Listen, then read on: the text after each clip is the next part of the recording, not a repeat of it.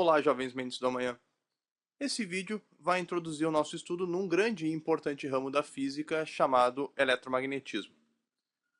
O eletromagnetismo talvez seja a área da física que mais aplicações práticas tem no nosso dia a dia.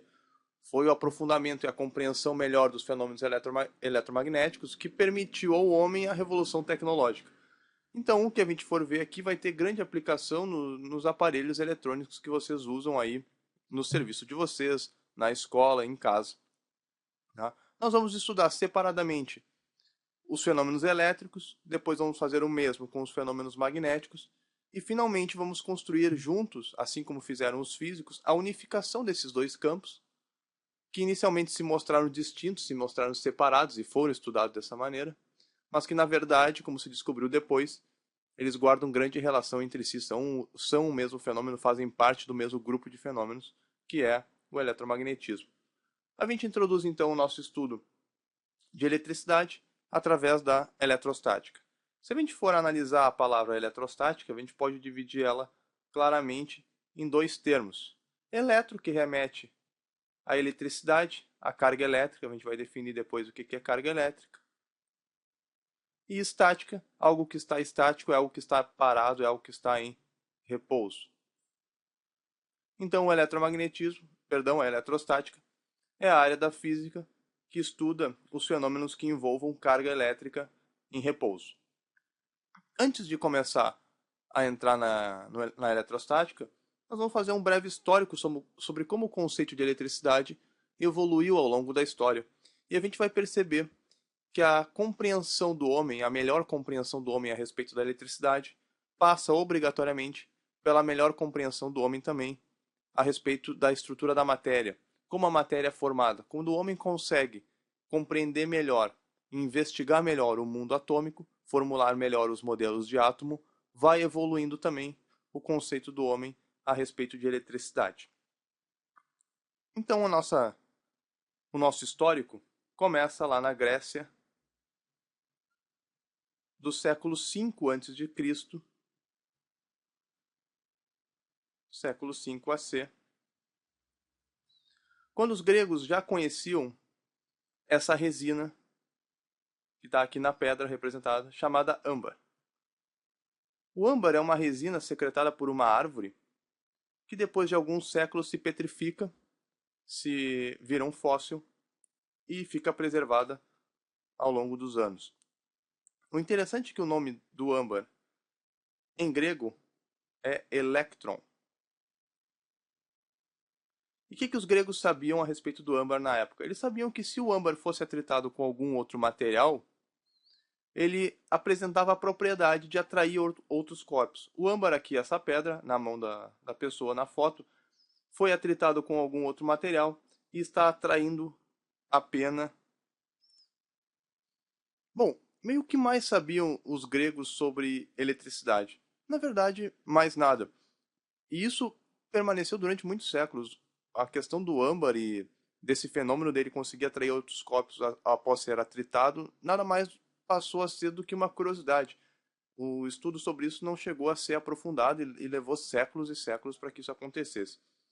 O que os gregos também trouxeram, uma outra contribuição, foi a criação, o nascimento do conceito de átomo.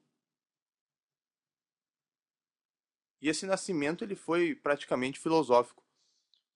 Um filósofo chamado Demócrito, ele começou a imaginar o seguinte: se tu tem um pedaço de matéria, um pedaço de algum material, uma barra de ferro, uma barra de madeira, tu consegue ir dividindo esse material em porções menores. E ele começou a se perguntar o que aconteceria se eu fizesse tantas divisões que as minhas porções fossem tão pequenas. Qual seria o limite para as divisões? Chegaria algum momento em que eu não conseguiria mais quebrar esse material em partes menores? E a conclusão que ele chegou, que sim, que chegaria algum momento em que essa divisão não seria mais possível. Então, ele cria o conceito de átomo, que seria a menor porção possível da matéria. Aquele que seria o tijolo fundamental da estrutura da matéria, aquilo que seria indivisível. O átomo, inclusive, em grego, significa indivisível. E o Demócrito acreditava que o átomo era imutável, indivisível, como já diz o nome, perene, coisas que depois de muitos e muitos séculos se mostraram completamente diferentes. Hoje a gente sabe que o átomo é completamente instável, não é perene, ele sofre diversas transformações. Mas o átomo dos gregos, o átomo de Demócrito, então, era o átomo indivisível, rígido e perene, era a menor porção da matéria. Então essa é a primeira vez que se pensa sobre a estrutura atômica da matéria. Levou muito tempo para que a eletricidade e a questão do âmbar deixasse de ser apenas uma curiosidade e começasse a ser estudado como ciência. Uma das pessoas que se destacou no estudo da eletricidade foi um sujeito chamado Benjamin Franklin, que ele aparece nessa nossa segunda foto, na sua célebre experiência em que ele empina uma pipa para comprovar que os raios que se observavam nas nuvens eram, na verdade, descargas elétricas muito intensas. Então Franklin se tornou famoso no mundo da ciência por causa desse experimento. É com Benjamin Franklin, lá no século XVIII, depois de Cristo, que aparece pela primeira vez a nomenclatura positivo e negativo para carga. O Franklin acreditava que a eletricidade era um fluido, algo que escoava como um líquido de um corpo para o outro. E ele fez a seguinte nomenclatura para diferenciar dois tipos diferentes de eletricidade que ele observava.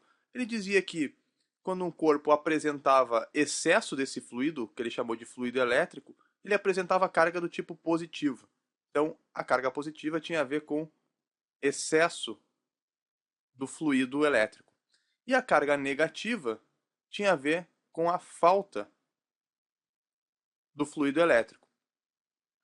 Os nomes poderiam ser diferentes. O Franklin escolheu positivo e negativo porque são nomes que representam oposição, mas poderia ser algo como claro, escuro, cheio, vazio. Isso não tinha um objetivo de ser um sinal matemático, um sinal algébrico, e simplesmente dois nomes que representavam oposição. Então, com Franklin nasce, na época de Franklin, nasce essa ideia de que a eletricidade, na verdade, era um fluido que escoava, assim como a água, de um corpo para o outro. A ideia do fluido elétrico também teve vida longa. Ela só foi cair em 1887. Quando esse sujeito aí da foto do bigodinho, chamado J. J. Thomson, vocês não ouviram errado, não tem o P mesmo, o cara descobre o elétron.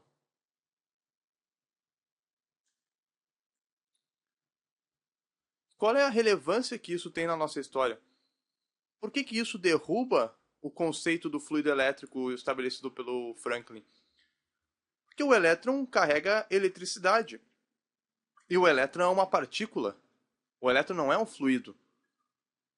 Se descobre então que quem porta, que quem carrega a eletricidade, quem é responsável pelos fenômenos elétricos, não é um fluido e sim uma partícula, um corpo com dimensões definidas que possui massa. Tá? Então entra aí pela primeira vez a ideia da partícula. E com isso, da partícula portadora de carga. E com isso, o Thomson também formula o seu modelo de átomo, que ele acabou ficando famoso não pela sua veracidade, mas pelo seu nome. O Thomson dizia que o modelo atômico era uma massa positiva, uma massa com carga positiva, e dentro dessa massa, cravados nessa massa, estavam os elétrons.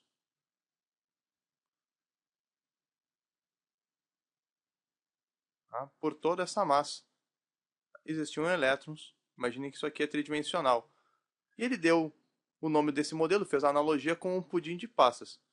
Eu, particularmente, nunca comi pudim de passas, então eu gosto de fazer a analogia com o panetone, que é aquela coisa seca que a gente come no Natal, aquela massa seca com aquelas frutas cristalizadas que representariam os elétrons. A massa seca que a gente come é a massa positiva do pudim, e as frutas cristalizadas seriam os elétrons. Aliás, panetone é muito ruim, né? Eu detesto.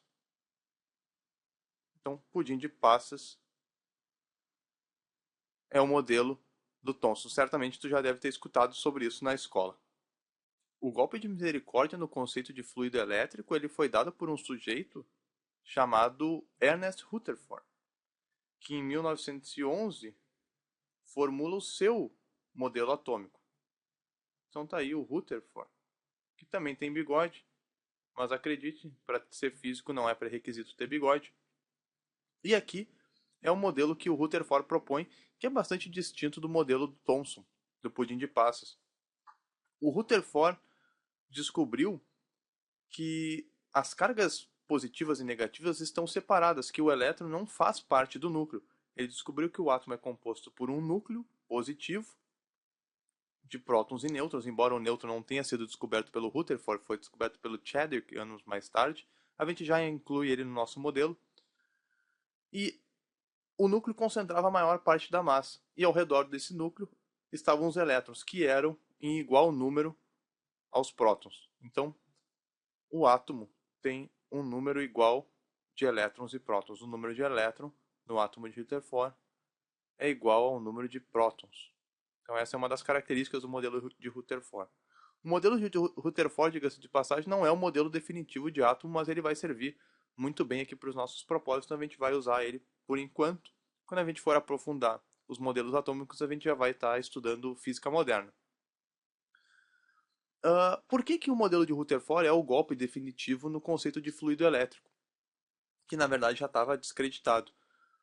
Porque o modelo de Rutherford traz uma nova partícula, que é o próton. No modelo de Rutherford nasce o próton. Se sabe que todo átomo, já se sabia na época, que todo átomo é eletricamente neutro. Ele não apresenta propriedades elétricas para o meio exterior. Isso não quer dizer que ele não tenha carga elétrica. Ele é neutro justamente pela igualdade entre o número de elétrons e o número de prótons. Com isso, se sabe também que a quantidade de carga que um elétron carrega, a carga de um elétron, tem que ser igual à carga de um próton. Isso o modelo de Rutherford permite concluir. Para que a matéria seja neutra, para que o átomo seja neutro, já que eles estão em igual número no átomo, prótons e elétrons, os dois têm que carregar a mesma quantidade de carga. Ok? Então, esse panorama mostra para nós como é que o homem saiu lá do conceito de átomo, do indivisível, dado por Demócrito, até o conceito de átomo dado por Rutherford, de partículas ainda menores do que um átomo. Tá? Esse conceito vai evoluir depois, mas para as questões de eletrostática, de eletricidade, magnetismo, ele vai ser mais do que suficiente para nós. Era isso.